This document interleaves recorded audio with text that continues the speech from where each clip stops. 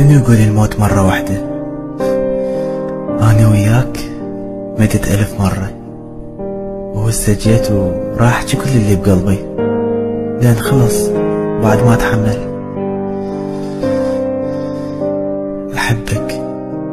أحبك واسمعني للأخير قبل لا تحكي أي كلمة. أحبك واني أعرف أني شعني لك، أحبك واني أدري راح يجرحني ردك. أحبك أكثر من أي شخص غير بهالدنيا يحبك. أحبك كلمة ياما وقفت على طرف لساني وجبرت نفسي أسكت وما أحكيها، ويا كثر العذاب اللي حسيته واني أغار عليك وانت تحكي في غيري، وأعرف أني مو من حقي أمنعك.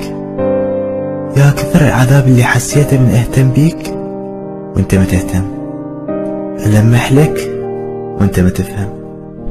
تحملت كل شي منك ما حد غيري ممكن يتحمله حتى بس أظل وياك. رضيت أكون صديق حتى أبقى أقرب الناس إلك، وظليت بين نارين.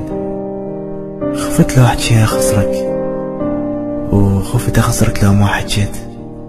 بس خلص أنا هسه وصلت لمرحلة اقتنعت بي إنه أنت مو إلي، ولا ممكن يكون أكو مشاعر بقلبك اتجاهي.